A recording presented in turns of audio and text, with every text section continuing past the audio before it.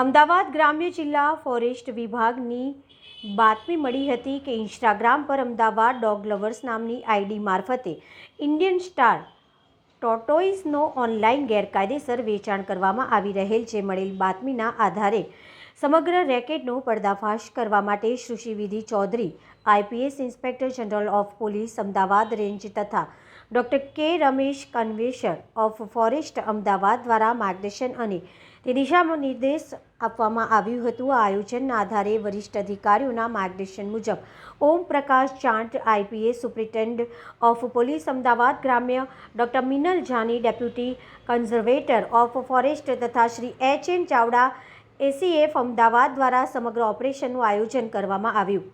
સમગ્ર અમદાવાદના પીઆઈ સાથે સમાણી પીએસઆઈ વિજયસિંહ વાઘેલા તેમજ વન વિભાગના આરએફઓ રાજેન્દ્રસિંહ વાઘેલા અને તેમની ટીમોએ અલગ અલગ દરોડા કરી ટેકનિકલ સર્વેલન્સના આધારે આરોપીને પકડી પાડવા સફળતાપૂર્વક આ સંયુક્ત ઓપરેશન બહાર પાડ્યું, જેમાં આરોપીઓની ધરપકડ કરવામાં આવી અને સમગ્ર રેકેટનો પર્દાફાશ થયો. જેમાં પકડાયેલા આરોપીઓના નામ મુકેશ દિલીપભાઈ સોની રાજસ્થાન, શુભમ સુનિલ નોતવાની રાજસ્થાન, યશવંતસિંહ રાજેન્દ્રસિંહ ચૌહાણ રાજસ્થાનના, સંકેત મહેશભાઈ સોનવાની આરોપીઓ છે. પત્રકાર કલ્પેશ સોલંકી, ડોક્ટર મિનલ જાની, નાયબ વન સંરક્ષક અમદાવાદ.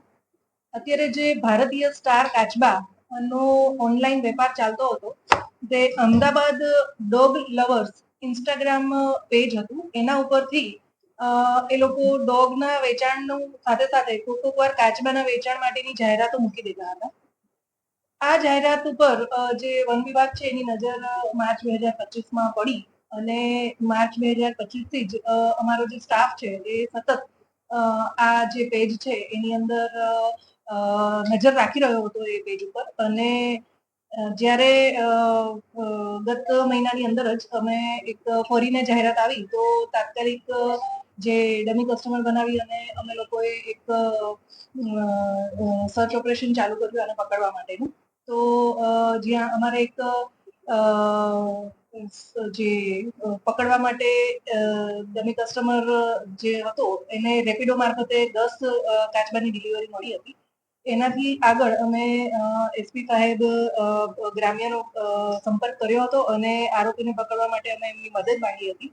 આ જે ભારતીય સ્ટાર કાચબા છે એ ભારતીય જે વન્ય પ્રાણી વાઇલ્ડલાઇફ પ્રોટેક્શન એક્ટ 1972 અને સુધારા 1922 પ્રમાણે શેડ્યુલ 1 ની પ્રજાતિ છે. અને જેમ સાહેબે કીધું એમ વાઘ અને સિંહ જેટલું જ સંરક્ષણ આ ભારતીય સ્ટાર કાચબાઓને મળેલું છે. અને એની અંદર જો પકડાય તો આ બિનજામીનપાત્ર ગુનો ગણાય છે. તેને પકડવું, તેને તમે અડીને